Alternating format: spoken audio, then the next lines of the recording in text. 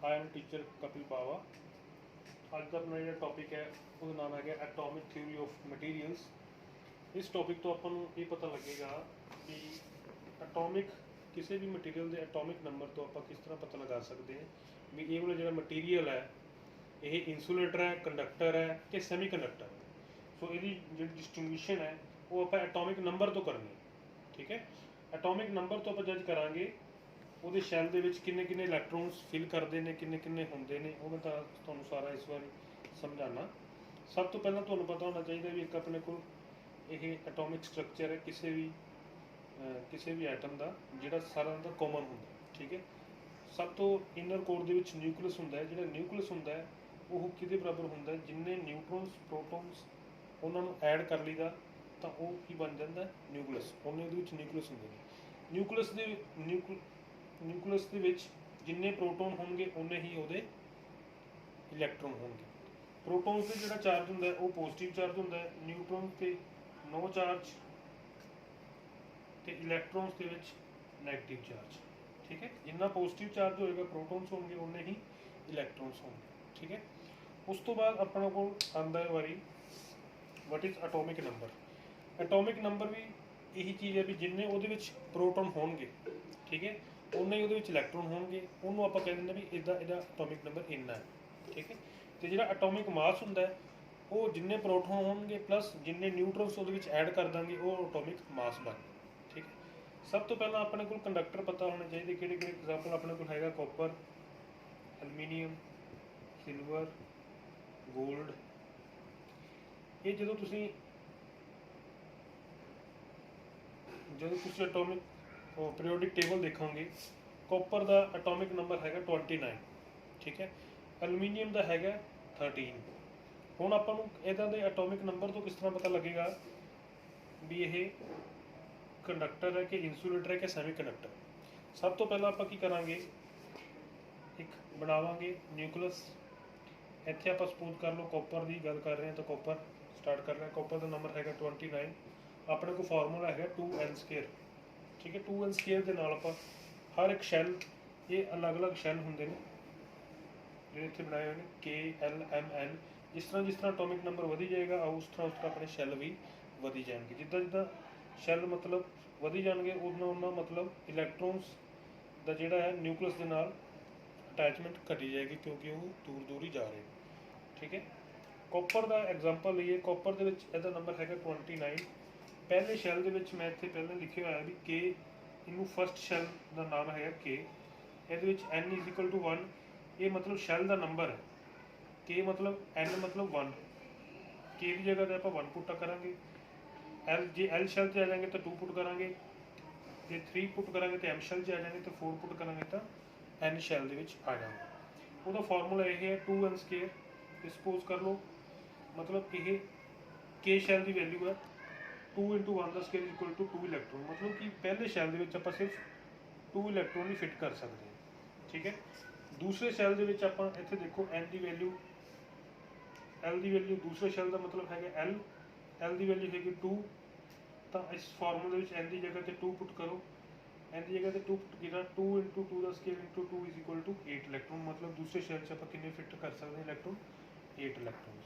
ਤੀਸਰੇ ਸ਼ੈੱਲ ਦੇ ਵਿੱਚ ਆਪਾਂ ਥਰਡ ਸ਼ੈੱਲ ਬਣਾਵਾਂਗੇ, ਉਹਦੇ ਵਿੱਚ ਕਿੰਨੇ ਇਲੈਕਟ੍ਰੋਨ ਆ ਸਕਦੇ ਹੈ। ਤੀਸਰੇ ਸ਼ੈੱਲ ਦੇ ਵਿੱਚ N ਦੀ ਵੈਲਿਊ 3 ਹੈ, 3 ਦਾ ਸਕੁਅਰ 9, 9 × 2 = 18। ਇਸ ਦੇ ਵਿੱਚ ਆਪਣੇ ਕੋਲ 18 ਇਲੈਕਟ੍ਰੋਨ ਆ ਸਕਦੇ। ਹੁਣ ਆਪਾਂ ਪਹੁੰਚਣਾ ਕਿੰਨਾ 29। ਪਹਿਲੇ ਸ਼ੈੱਲ ਦੇ ਵਿੱਚ 2 ਕਰਤੇ, ਦੂਸਰੇ 'ਚ 8 ਕਰਤੇ, ਤੀਸਰੇ 'ਚ 18 ਕਰਤੇ, ਮਤਲਬ ਟੋਟਲ 28 ਹੋ ਗਏ। 28 ਤਾਂ ਫਿਲ ਹੋ ਗਏ ਕੰਪਲੀਟ। ਇੱਕ ਫੋਰਥ ਸ਼ੈੱਲ ਆਪਾਂ ਨੂੰ ਬਣਾਉਣ ਦੀ ਲੋੜ ਪਈ ਕਿਉਂਕਿ 29 ਜਿਹੜਾ ਇਲੈਕਟ੍ਰੋਨਸ ਹੈ ਉਹਨੂੰ ਆਪਾਂ ਫੋਰਥ ਸ਼ੈੱਲ ਦੇ ਵਿੱਚ ਫਿੱਟ ਕਰਾਂਗੇ। ਇਹ ਵਾਲਾ ਹੋ ਗਿਆ N ਸ਼ੈੱਲ, ਇਹਨੂੰ ਆਪਾਂ ਫੋਰਥ ਸ਼ੈੱਲ ਵੀ ਬੋਲ ਸਕਦੇ। ਠੀਕ ਹੈ, ਇਹਦੇ ਵਿੱਚ ਆਪਣੇ ਕੋਲ ਕਪੈਸਿਟੀ ਹੈਗੀ ਹੈ, ਇਹਦੇ ਵਿੱਚ ਕਪੈਸਿਟੀ ਹੈਗੀ 32 ਦੀ, ਬਟ ਆਪਣੇ ਕੋਲ ਬਚਿਆ ਕਿੰਨਾ 1। ਕਿਉਂਕਿ 29 ਨੂੰ ਦੁਬਾਰਾ ਦੇਖੋ, 29 ਨੂੰ ਕਿਸ ਤਰ੍ਹਾਂ ਆਪਾਂ ਸਪਲਿਟ ਕਰਨਾ। ਪਹਿਲੇ ਦੇ ਵਿੱਚ 2, 27 ਬਚ ਗਏ, ਫਿਰ 8 ਆ ਗਿਆ, 21 ਬਚ ਗਏ, ਫਿਰ ਉਸ ਤੋਂ ਬਾਅਦ 18 ਆ ਗਿਆ, 28 ਹੋ ਗਏ। ਤੇ ਇਹਦੇ ਕੋਲ 29 ਨੇ ਤਾਂ ਇੱਕ ਬਚ ਗਈ ਇੱਥੇ ਤੱਕ, ਉਹ ਲਾਸਟ ਵਾਲੇ ਸ਼ੈਲ ਦੇ ਵਿੱਚ ਫਿੱਟ ਹੋ ਗਿਆ।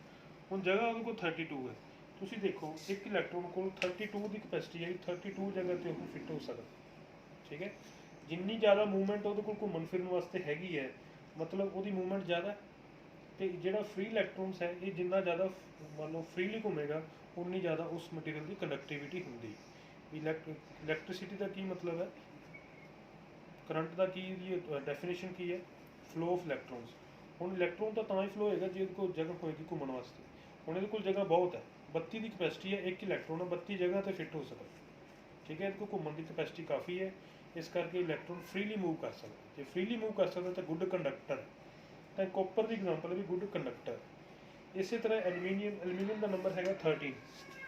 ਪਹਿਲੇ ਦੇ ਵਿੱਚ 2 ਫਿੱਟ ਹੋ ਗਏ, ਦੂਸਰੇ ਵਿੱਚ 8 ਫਿੱਟ ਹੋ ਗਏ, ਤੀਸਰੇ ਦੇ ਵਿੱਚ ਕਪੈਸਿਟੀ ਹੈਗੀ ਹੈ 18 ਦੀ, ਬਚ ਕਿੰਨੇ ਗਏ 3, 1 2 3।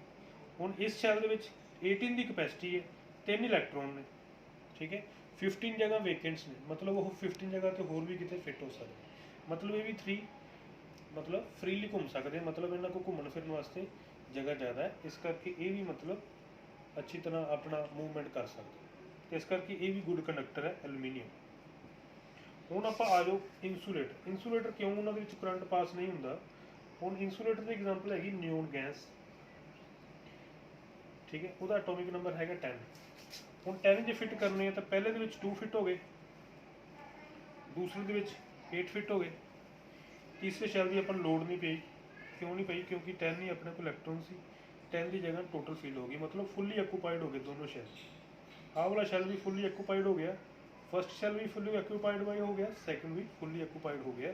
ਮਤਲਬ 2 ਇਹਦੇ ਵਿੱਚ ਆ ਗਏ ਤੇ 8 ਇਹਦੇ ਵਿੱਚ ਆ ਗਏ, 10 ਇਹਦਾ ਐਟੋਮਿਕ ਨੰਬਰ ਹੈਗਾ 10। ਮਤਲਬ ਇਲੈਕਟ੍ਰੋਨ ਕੋ ਘੁੰਮਣ ਫਿਰਨ ਵਾਸਤੇ ਜਗ੍ਹਾ ਨਹੀਂ ਹੈਗੀ, ਇਸ ਕਰਕੇ ਇਲੈਕਟ੍ਰੋਨ ਇਹਦੇ ਵਿੱਚ ਫ੍ਰੀਲੀ ਮੂਵ ਨਹੀਂ ਕਰ ਸਕਦੇ।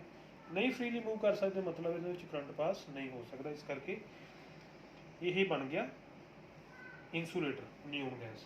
ਹੀਲੀਅਮ ਵੀ ਹੈ, 2 ਇਲੈਕਟ੍ਰੋਨਸ ਨੇ।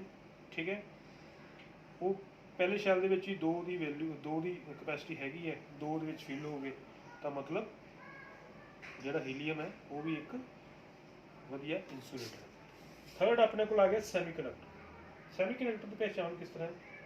ਸਪੋਜ਼ ਕਰ ਲਓ ਸਿਲੀਕੋਨ ਤੇ ਜਰਮੇਨੀਅਮ ਆਪਾਂ ਨੂੰ ਪਤਾ ਹੈ 2 ਮਟੀਰੀਅਲ ਜਿਹੜੇ ਸੈਮੀਕੰਡਕਟਰ। ਹੁਣ ਸਿਲੀਕੋਨ ਦੀ ਵੈਲਿਊ ਹੈਗੀ ਹੈ, ਐਟੋਮਿਕ ਨੰਬਰ ਹੈਗਾ 14। ਠੀਕ ਹੈ, 14 ਕਿਸ ਤਰ੍ਹਾਂ ਫਿਟਿੰਗ ਹੋਏਗੀ? 14 ਦੀ ਪਹਿਲੇ ਦੇ ਵਿੱਚ 2, ਦੂਸਰੇ ਦੇ ਵਿੱਚ 8, ਤੀਸਰੇ ਦੇ ਵਿੱਚ 4। ਇਹ ਸਿਲੀਕੋਨ ਦੀ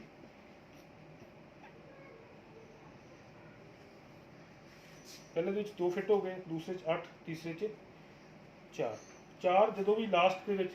ਹੁਣ ਇਸੇ ਤਰ੍ਹਾਂ ਦੇਖੋ ਜਰਮੇਨੀਅਮ ਦਾ ਨੰਬਰ ਹੈਗਾ 32। ਉਹਦੀ ਫਿਟਿੰਗ ਕਿੱਦਾਂ ਆਏਗੀ? ਪਹਿਲੇ 'ਚ 2, ਦੂਸਰੇ 'ਚ 8, ਤੀਸਰੇ 'ਚ 18, 10 28, ਲਾਸਟ ਤੇ ਕਿੰਨੇ ਬਚ ਗਏ? 4। ਹੁਣ ਸਿਲੀਕੋਨ ਦੇ ਵਿੱਚ ਵੀ 4 ਬਚ ਰਹੇ ਤੇ ਜਰਮੇਨੀਅਮ ਦੇ ਵਿੱਚ ਵੀ ਲਾਸਟ ਵਾਲੇ ਸ਼ੈਲ ਦੇ ਵਿੱਚ 4 ਬਚ ਰਹੇ ਆ। ਮਤਲਬ ਜਿਹੜੇ ਮਟੀਰੀਅਲ ਦੇ ਆਊਟਰ ਮੋਸਟ ਸ਼ੈਲ ਦੇ ਵਿੱਚ 4 ਇਲੈਕਟ੍ਰੋਨ ਬਚ ਜਾਣ, ਉਹ ਹੈਗਾ ਸੈਮੀ ਕੰਡਕਟਰਸ। ਠੀਕ ਹੈ, ਇਹ ਆਪਣੇ ਕੋਲ ਕਿਹੜੇ ਨੇ? ਇਹ ਹੈਗੇ ਇੰਸੂਲੇਟਰਸ। ਠੀਕ ਹੈ, ਨਿਓਨ ਹੀਲੀਅਮ ਇੰਸੂਲੇਟਰ ਨੇ, ਜਰਮੇਨੀਅਮ ਸਿਲੀਕੋਨ ਸੈਮੀਕੰਡਕਟਰ ਨੇ, ਕਾਪਰ ਤੇ ਐਲੂਮੀਨੀਅਮ, ਸਿਲਵਰ ਗੋਲਡ। ਇਹਨਾਂ ਦਾ ਐਟੋਮਿਕ ਨੰਬਰ ਫਿਲ ਕਰਕੇ ਦੇਖੋ, ਇਹਨਾਂ ਕੋਲ ਵੀ ਮਤਲਬ ਕਾਫੀ ਜਗ੍ਹਾ ਮੂਵਮੈਂਟ ਵਾਸਤੇ ਹੋਏਗੀ, ਸਿਲਵਰ ਤੇ ਗੋਲਡ ਵਾਸਤੇ।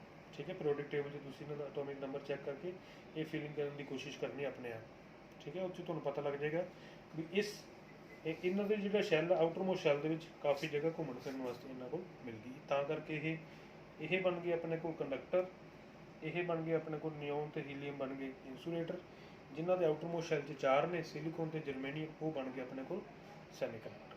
ਸੋ ਇਹ ਅੱਜ ਦਾ ਟੌਪਿਕ ਸੀ, ਇਹਦਾ ਨਾਮ ਸੀ atomic theory of materials. 5 marks ਦਾ ਕੁਐਸਚਨ ਹੈ, ਫਾਈਨਲ ਪੇਪਰ ਦੇ ਵਿੱਚ ਬਹੁਤ ਜ਼ਰੂਰੀ ਪੁੱਛੇ। Thank you.